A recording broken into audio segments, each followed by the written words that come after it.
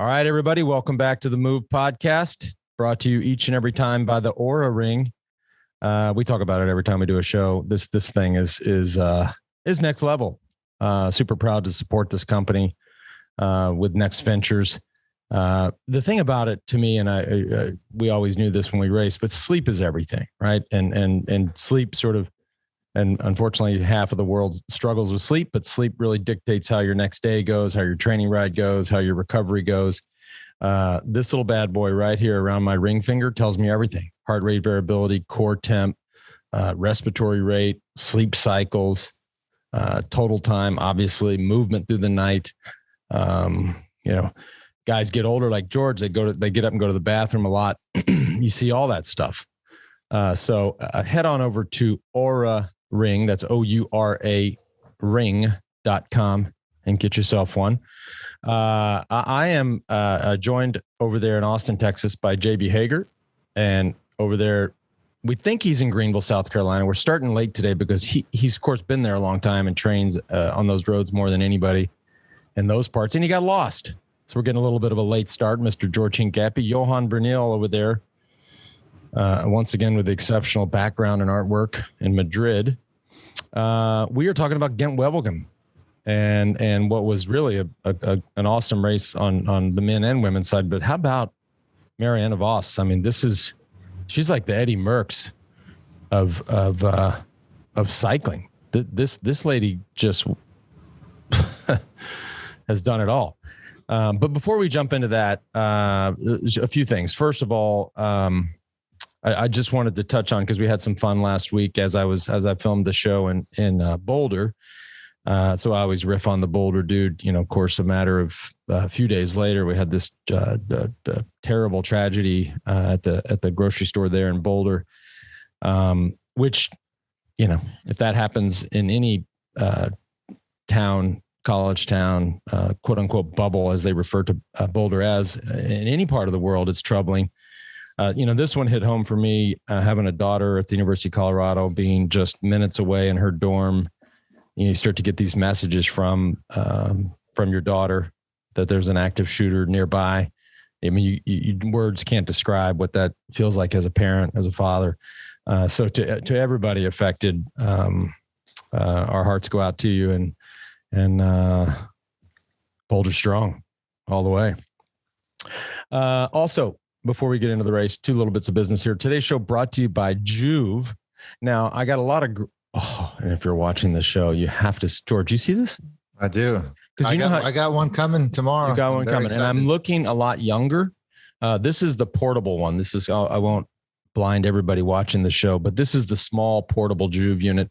I, of course, have the big 6-panel at home. I got a lot of grief from my friends and people on the show for showing a little too much crack. That's butt crack in my Instagram post the other day. But I just wanted also to be known, for those who don't know, Anna, first of all, took the picture, and she wanted the crack in the shot.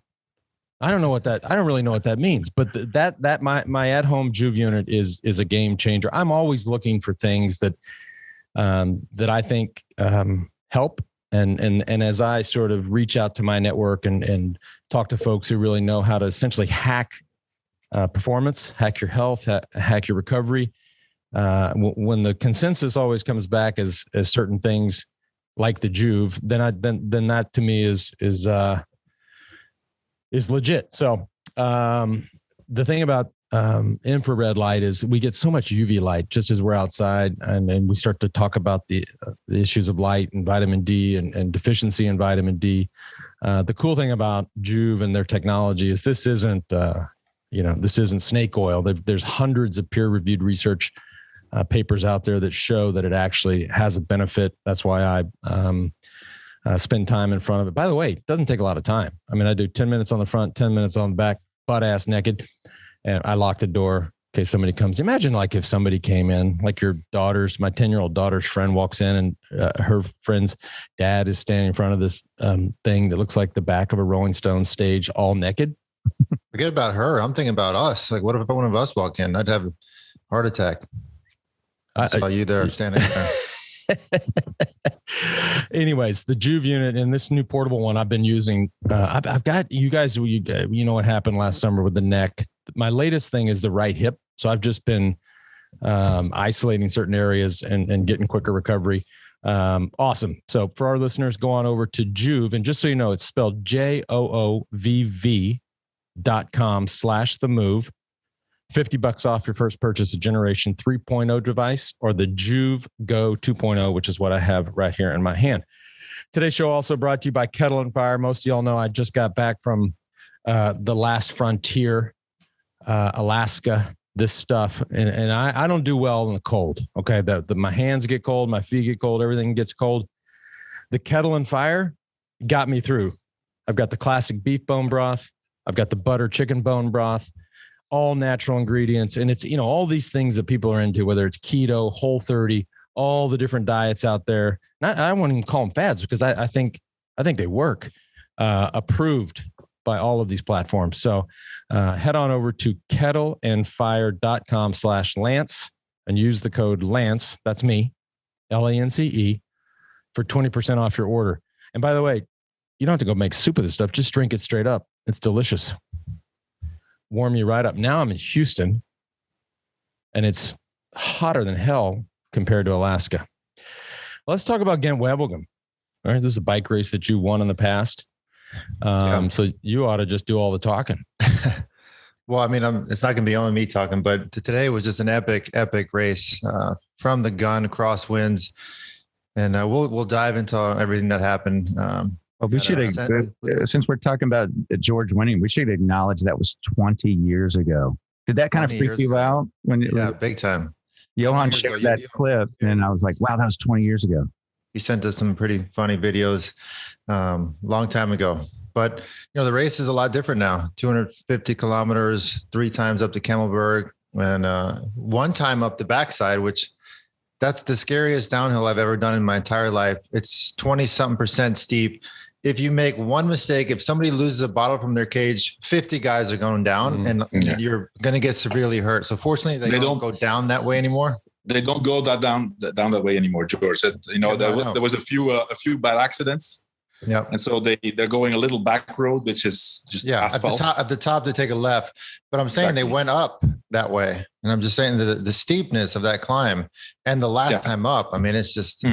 It's excruciatingly hard. And a lot of obstacles. I mean, lots of obstacles. I just want to go back. I've been thinking a lot about last week's show and Milan San Remo and you guys, just the endless amounts of shit you gave me about me wanting, just feeling like the sport's gotten too easy and that we got to do something to make it harder. And so I thought a lot about it, and because I've always been a guy that believes in innovation and technology, and as products evolve, bikes get faster and lighter and safer and all these things. So I want to walk it back a little bit, but with an asterisk. Okay, so I'll give in to everything you all said, but just stop, hear me out. What if just before the Cipressa and the Poggio, and I know we're talking about Gent Wevelgem, but I want to address this because I actually have spent I was powder skiing in Alaska, outrunning avalanches, and I was thinking about this. It's that important. Here's my recommendation. Because they're running into the Cipressa at 35, 40 miles an hour. Could we not find a couple turns at the bottom? How about a fight for a corner and it's 5 across and we start at 0, basically. It changes the whole race. I think it would be amazing. So it's okay. I'll tackle that one for us, guys. First of all, that coast road is as windy as it gets. You've done it before. You must remember. And 5K from the suppressor, I don't know what the name of the town is, but you go through a town where you go underneath this tunnel that's maybe the width of a bike path. So it's strung out as can be. I don't know what kind of corners you might be looking for, but it's super technical leading up to the suppressor. Okay. I want it right at the bottom. And I want everybody to think, everybody listening or watching, I just think about it. Okay. Because I'm giving, look, this is new Lance, right? I give a little. And I try to So I'm giving a lot here, right? I'm walking everything back, but I just want one small sharp turn right at the bottom. In fact, it's not much different than what we're going to talk about the next few weeks. I mean, that's what makes these races. If you rolled into the old Quermont with 150 guys at 35, 40 miles an hour, it's these guys. Come on. Yeah, I think we should keep thinking about it.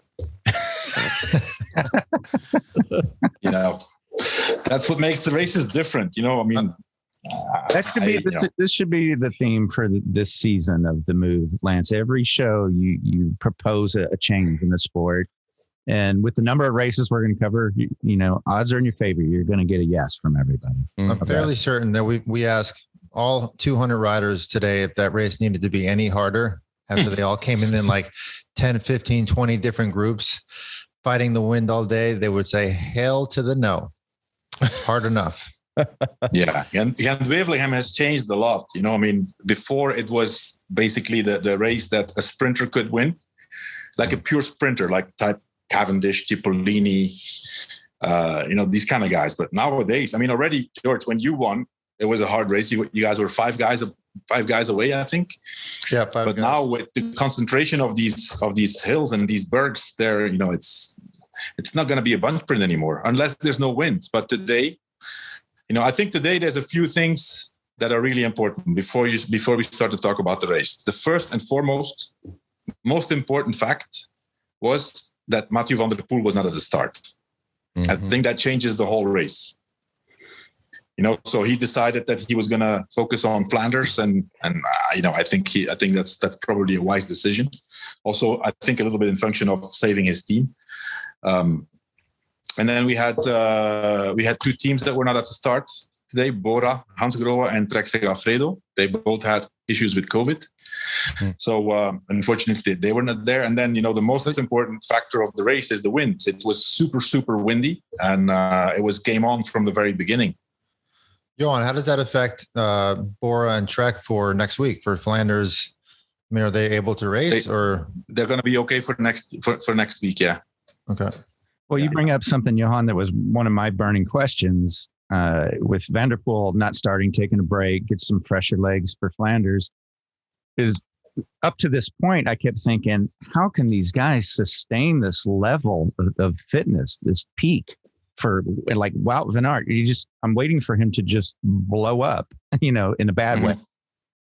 So I like seeing Van der Poel take a break, and what are your thoughts on them being able to sustain this high level after a whole cross season too? These guys are so good. I mean, you can just see these guys are on a higher level than everybody else. If you see today's race, for example, Van Aert wins the race, but there was basically no question he was not going to win. It was only going to be when he really ran out of legs because he'd done too much work. He rode very smart, and so he was super strong at the end. But no, I think the reason why Van der Poel. By the way, on the fact that you say there's no question he's going to win with the people that he was with, Nizzolo, Bennett, Cobrelli, Trentin. I mean, Bling Matthews. These are some of the best sprinters in the world. And I agree with you. It was like, okay, there's probably no chance he can lose, but let's be frank here. These guys are the best sprinters in the entire world, and they made it to the finish with him, and they still had a hard chance of beating him. I think what I hear you guys saying is he wasn't with a bunch of pannenkoeken, right? And I'm glad y'all. I was. You look at the top 10. These guys are fast. It's not. Yeah. And that's how much better he is. Of course, yes, he had a teammate with him, which was obviously an advantage to keep it together. But all these guys, I mean, Nizzolo super fast, Matthew super fast, Trentin super fast, Cobrelli super fast. I mean, these guys are winning bunch sprints normally. But after a race like this, where there was 20, I think about 25 riders away after 60 kilometers. So this was basically a big breakaway of 180 kilometers. It's not just riding fast, but it's the nerve, the stress the whole day. So obviously, a guy like Van Aert is even stronger than at the end than these guys, because and on top of that, they were all basically looking at him and thinking, okay, how can I beat this guy? And he still pulls it off, and without any discussion doesn't it? I mean, being in a breakaway for that long makes it obviously you're trying to outrun 100 other guys, so you got to physically. It's overall harder, but just mentally, God, I would be so, if I was in that bike race and I lucked myself into a breakaway with 180K to go and I didn't have to, and all I had to look at was 9 guys instead of 190, I would be on my knees thinking. Let's go back on that statement. There's absolutely no luck involved in that breakaway happening. This is Gent Wevelgem. The course is pretty much the same every year. Everybody knows exactly which way the wind is coming. It's not like this is going to be a surprise thing. If it's a windy day in Gent Wevelgem, the peloton knows it's going to be chaos. It reminds me of a lot of 2009. There was, I don't know if you remember, Johan, there was crosswinds from the beginning. Cervelo went to the front, 10K into the race, and it was a group of 25 for the rest of the day. And I was with my little Neo-Pro roommate on HCC at Boston Hagen. Super cold, rainy, windy day, about as hard as can imagine. And he kept going back and getting me bottles. And the race is 150 kilometers in. We're about to hit the Kemmelberg for the last time. He's like, "Hey, you need anything? I'll get you gloves." And he's just full of energy. And I'm looking around at our group, and there's no fresh eyes in the entire bunch. And I go, "Eddie, you need to stop helping me at this moment and just race your race, because you're clearly a lot better than all of us."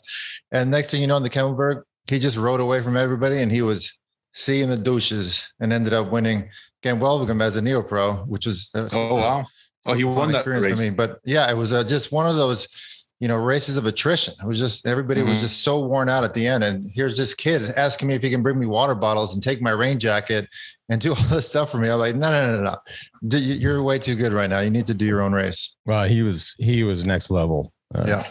And that doesn't sound to me like a scenario that happens very often, where, a designated team leader for that race says, "No, you have better legs." Like that. Doesn't happen a lot. You could just see it in him. He was just super fresh and can move around our breakaway at will without a problem. He just rode away from all of us on the Kemmelberg. One important thing I think that we saw, which was quite surprising in these kind of races, is 25 riders away. You see that's the right break, and only one rider of the Deceuninck-Quick-Step. That's, I don't know what happened exactly, if they had an issue at the crucial moment, but they were obviously not going to be happy with this. And I was surprised to see that they just, even if it was Sam Bennett, who is, probably one of the fastest sprinters in the world right now.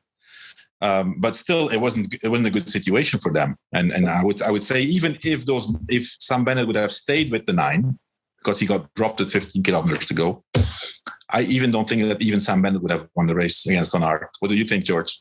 No. I mean, it's tough to say, but clearly they were not happy with that situation. They had their guys in the back chasing. And this is a crosswind battle, which Deceuninck is arguably the strongest team in the world for that, next to Jumbo. They should have had a couple more guys there. At the same time, it's very hard to criticize this team. I heard a stat today that they've won 40% of every Cobble Classic since 2019. I mean, they've won pretty much everything. What they did on Friday at E3 was just incredible. Like domination, 3 guys in the final split of 5 or 6 guys. George, did you say 2019? Yeah, since 2 years ago, they've won 40%. Yeah, but I think if you went back, of course, through the history of the different sponsors, but just call it the program. You go back 20 years, people would be shocked at Patrick Lefever's batting percentage when it came to the cobbles. I mean, it would blow you away. At the same time, these guys have a ton of pressure, especially on these home roads here in Belgium. And Johan, you can attest to this. They're not happy tonight at the dinner table. They're wondering why they only. Oh, they're not. They're not. But that's then it's the trick. Then the art is to keep everybody calm. Because there's going to be a lot of criticism from the press. That they were not there when they had to be there. I think they're amazingly strong. It's not just and have in mind for the Tour of Flanders, they add Alaphilippe, who they don't have for the moment. He didn't race in Hardelbeke, he didn't race today. So I think they have a really strong team. So it helps a lot. I think if you have won a few things. I mean, I think this year until today they already have 14 victories. 14 victories with a lot of different riders. So, is that more than any other team? Oh yeah. In the peloton, yeah. It's the most. Yeah, it's the most. And can I tell you? I think it's a crazy story, just right quick, about talking about Quick Step, because they call them the Wolf Pack. So I'm up there in Alaska, and they have wolves and bears, but the thing that and moose, a lot of moose. Thing that freaks people out the most are the wolverines. You ever heard of you know what a wolverine is? I thought a wolverine was kind of like a small wolf or some kind of wolf, and they were like, oh man, and somebody saw one day, and I looked it up. It doesn't look anything like a wolf. Anyways, I just wanted to say that. But the wolf pack is pissed, man. They're just, yeah. For them, this is the most difficult race because here it's the wind. Races like Flanders, Roubaix, Harelbeke, and these, they're so strong that automatically, and they have so much experience, and they know exactly how to race, that automatically they're going to be in numbers. They're going to be the strongest when the selection automatically happens. A race like Gent Wevelgem is different, so we can forgive them. Johan, you and I were chatting about, like, you were like, Sam Bennett doesn't look good. I'm like, he made it over the Camel the last time, the steepest part of the Camel. He's fine. And you were right. I mean, obviously he got dropped on the flat section, which is pretty much unheard of for somebody with that much power. But then I read on after the race, his comments were they were on the gas for so long that he was just trying to eat as much food as possible that basically he ended up throwing up because he was trying to just replace that energy that was burning, and his stomach couldn't keep up with the energy intake that he needed. Yeah. Yeah, it was strange to see because, everything was done, but it also shows you how deep he had to go to stay there, because the last time over the Camelberg, he was giving it all. And it looked like on the when they got on the flats, like 10 kilometers later, he still hadn't recovered. Yeah. Guys, can I interrupt one more time? Just sure. Have a little business, sure. And we can keep talking about this. I know we also want to talk about Catalunya because there were some pretty exceptional performances there too. Today's show also brought to you by Roca, another one we just love this brand, out of Austin, Texas. I think Roca is making the best eyewear out there, not just for on the bike, but certainly off the bike. My go-to readers all the time are the Rocas. I'm up to 2.0, which I think I was at 2.0 last year, so maybe I'm stabilizing. But you see, if you watch the races, you see a ton of Roca out there in the peloton. The shades are that good. The fit of the frames, the lenses, the quality of the lens, the clarity of the lens, top notch. And so go check them out. Bunch of good buddies of mine from Austin, Texas. Head on over to Roca, ROKA.com, and enter the buy code THEMOVE at checkout to save 20% off your first purchase. 20% off. Roca.com. Last one of the day. Another one of my faves. And look at this. It is the orange salt, right? For a sweaty fool like me, this is my go-to for hydration. It's got all the stuff that I need, and it's got a money-back guarantee. So if you check it out, and by the way, we hear from so many people that actually take our advice and go check it out. Feedback's always phenomenal. So thanks for shooting us that stuff. 1,000 milligrams of sodium, 200 milligrams of potassium, 60 milligrams of magnesium. It's my go-to. And like I said last week, orange salt is my thing. Tell you what, it got me home today in my ride when I got lost. I looked at, it was 150 and I had to figure out a way to get home. I was 25 miles away from home and I knew that you'd be really mad, but unfortunately I had my bottles filled with LMNT. It was a really hot and humid day here and I had to TT back and made it home only 5 minutes late for our meeting. And was the ride, was this a 5 or a 6 hour training ride today? No, it was actually going to be an hour and a half ride. And I found this cool road that I wanted to try out, but it ended up not sure where I ended up. So do you not have a hammerhead on your bike? Like I do. With like a map or maybe I hit the return home button. Let's put it that way. Holy hell. George the drone, return home.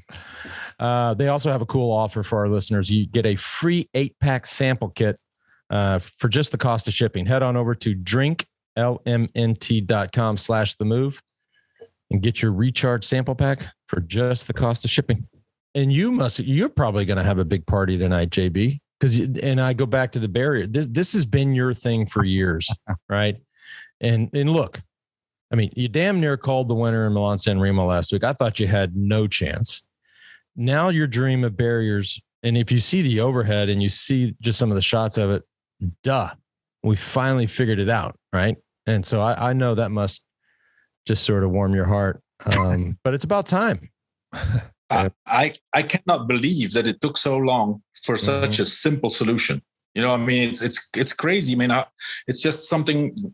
You know, you can see. Look on my background. You see the barriers on my.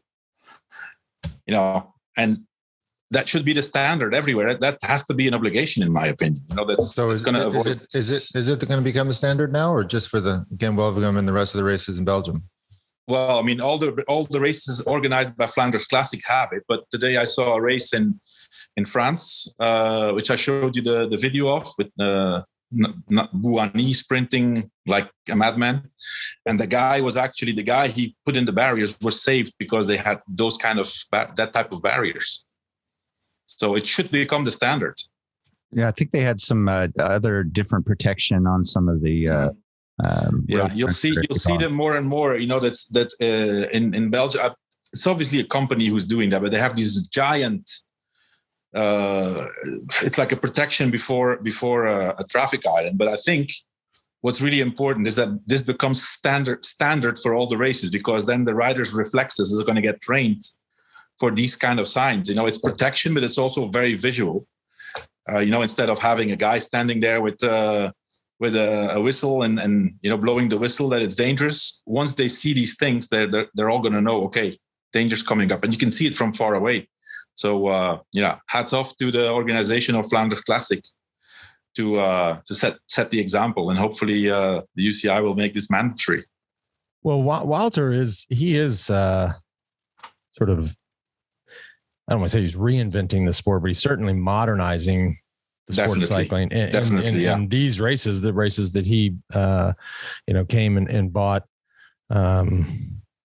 a couple of years ago. I mean, he brought a whole new vision. He brought a modern vision of how we, not just the way the races are structured or the circuits are just fan friendly, spectator friendly. But Wouter's a guy, he's going to keep innovating, which.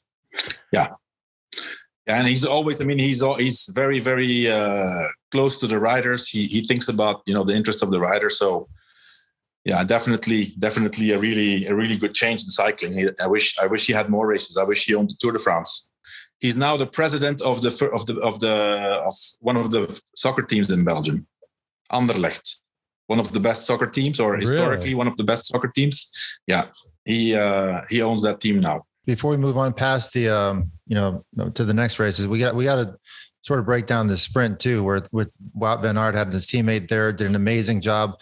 But not only did he beat some of the best sprinters in the world, and we know he's incredibly strong, incredibly fast, but how mentally strong is he? After what happened Friday, when he's attacking on the Tegenberg, which we know, Johan, this is a very irrelevant, sort of an easy climb, doesn't attack, gets taken over by Van der Poel, gets dropped. So basically dropped himself from that breakaway. That's a tough pill to swallow. For him to come back less than 2 days later and then win Gent Wevelgem is it's incredible the way this guy, his mindset is just amazing. I think first of all, it's amazing how he has recovered physically from this, because you know, I don't think it has the fact that he got dropped, it doesn't have anything to do with his attack on the Tegenberg. I think it had to do with all the work. I mean, when I was watching the race, I said, what is he thinking? I mean, he was doing everything. And on top of that, he had a flat tire, had to come back, and still he was doing all the works. I think, you know, last race, he did more work than Van der Poel. So obviously, you know, I think when he has reviewed the images, that will have been a boost for his morale, saying, okay, you know, I'm strong, and I'm really impressed at how you can recover like that 2 days after and be, you know, 180 kilometers out there. And then the sprint was just incredible. I mean, once he went, nobody even came to his back wheel. It was crazy. And those guys were, you know, as you said, Lance, those were not pannenkoeken. They were top riders. Right. For Van Aert, it's you know, it's not a monument, but you know, it's his first victory in one of those Flemish classics, which I think is important, you know, for his morale. And I think we're gonna, you know, next week for Tour of Flanders, it promises, you know, to have a Van Aert with, you know, full of morale, his team obviously, and then arrested Van der Poel. Are these guys racing it all during the week, or they take the whole week off and they have Flanders? there's one race right in the middle of the week. It's the Schelde race. So I don't know.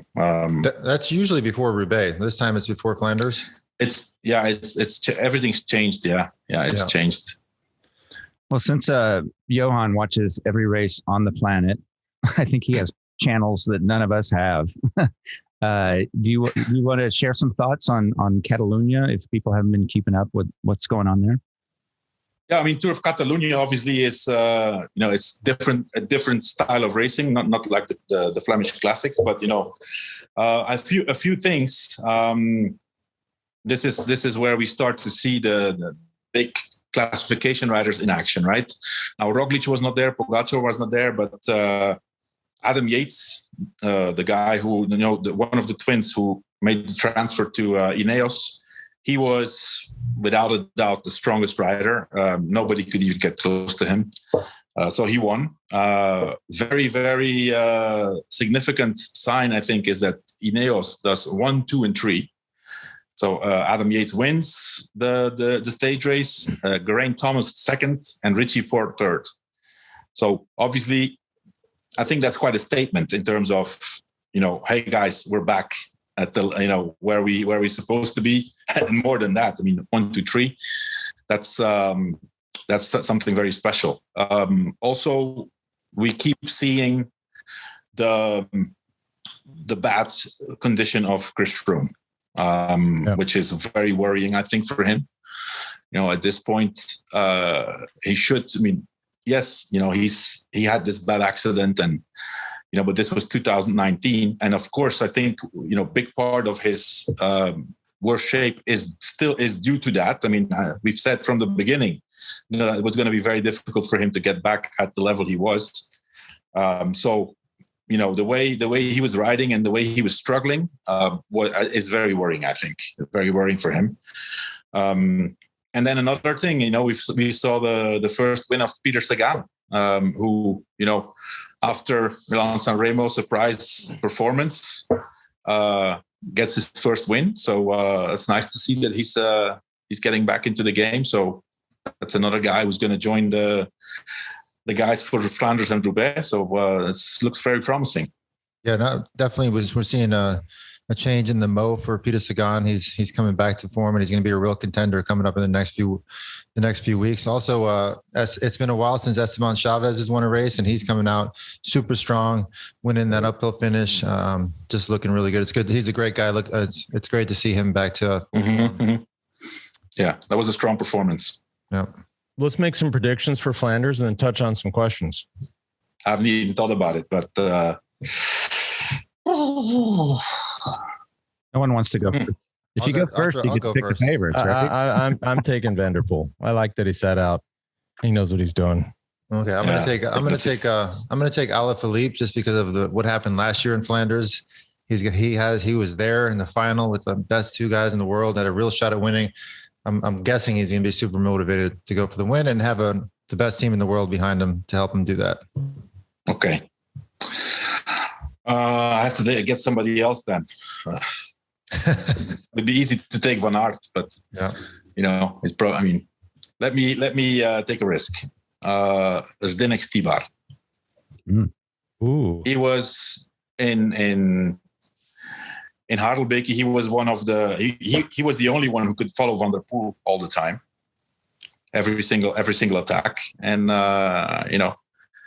being on a team like the Deceuninck-Quick-Step is sometimes an advantage, not being the leader, not being the real leader. So yeah, Stibar. Maybe the Skyrocker. He won last week. I told you guys last week that he's going to be a presence. That would be my backup. JB, what are the listeners saying? What do they want to hear about? Yeah, let me tee up some questions for you. Let's see. These came from Instagram. Pedal with JP asks, who is the best American pro cyclist today? Whew. George, do you have your finger on the pulse of that? I mean, I would say best American today. Sepp Kuss. I mean, what he did last year during the Tour and during the Vuelta, already this year he's shown great form. I mean, he's one of the best climbers in the world, not just the best American. So I would say him. And yeah, I think that's right. I mean, of course, it depends on what style of rider you're talking about. For stage races and climbing, obviously Sepp Kuss at the moment, but guy like Quinn Simmons, I mean, he's gonna, in these one day races, he's gonna be at the front. Mm-hmm. I did get a little into. I always talk about Matthew Riccatello. And I'm not going to say the results or the numbers here on the show, but I heard some of his testing data from last week at his training camp. I'm just telling y'all, okay, right? Just take it to the bank. All right. This kid is money. I'm going to leave it at that. All right. Let's see. In Lancet, this is from TSTROMME. Not sure how they do that on Instagram, but in Lancet George's opinion, what are the best cycling cities in the U.S.? Well, before George says it, I'm going to say it. I mean, I do think the riding around George's hotel around Domestique there is obviously you have the places everybody talks about: NorCal, Southern Cal, Colorado. You'd be shocked at the roads around Hotel Domestique. They're incredible. Climbs are long and hard. Not that many cars. Cars are friendly when you see them. You can ride in 2 states. Your honey says, "How far did you ride today, honey?" You say, a couple states." Came back. George? I can't add to that. I mean, I was going to say that, but coming from the boss, it sounds a lot better. Okay. All right. Well, on that, but it's true. Well, Johan, what's the best city in Europe? Maybe the obvious. I mean, obviously, Belgium, Holland, and Germany are out. The infrastructure is great, but France has the best riding in Europe. I kind of like Switzerland. Yeah. In the summer, that then, of course, there's not so many months in the year. You can ride like around Geneva. Around Geneva is very nice. Okay, maybe people will plan some cycling vacations around that answer. One more here from David. The most difficult training session you ever had to do, what was it? Ooh, that's easy. Anytime I rode with Lance, like 2 weeks before the Tour de France, the worst ever. It didn't matter where it was, but it was always the worst. Or a Tour de France rest day, or a day where I splurged and had dessert at dinner the night before and got pissed at myself. And for those poor souls that had to go out riding with me the next day, and I was just in full punishment mode, primarily for myself. Where we used to always just, it was, the insane amount of vertical in the days is Tenerife. It's now sort of a go-to place. I bet the tourists or people that used to go there 20 years ago when we went can't even get in because every professional cyclist, a lot of the teams are there now. But staying on top of the Teide, the big volcano there on the island of Tenerife and the Canary Islands, that to me is, you have 5 different ways to get home. They're all 40-kilometer climbs back up from the sea. And these aren't pannekuchen climbs. These are real climbs. Those were the hardest days for me. But also, love to go back and do those days again. One for you. Let's get you back on the bike first, and then we'll talk about doing those days. But I would love that. Some of us work for a living, George, but one of these days I will to retire again. And I too will get lost on 90-minute rides at some point in my life. How are you? Having lived in Texas for so long, how are you managing staying on top of that endurance type fitness, living in the snow-covered mountains? It's not easy. I've had to find alternatives, but it's thawing out. I want to focus on the positive here, and I'm gonna get out on the bike when I get home from spring break.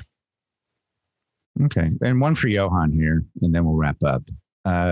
So from Frangark, Sagan's contract is ending. Any news if he is changing teams? Yeah, well, no, haven't heard anything. Sagan, obviously, when he signed that contract, I don't remember the exact number, but it was a huge contract. So obviously He's not going to have the chance anymore to sign a contract like that.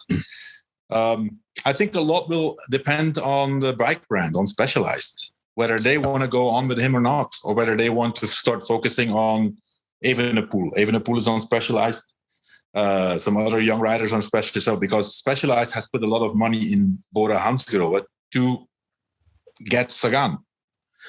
So I think they're going to basically decide where he's going. You can bet Specialized has the most say in that. Absolutely. Yeah. Absolutely. Yeah.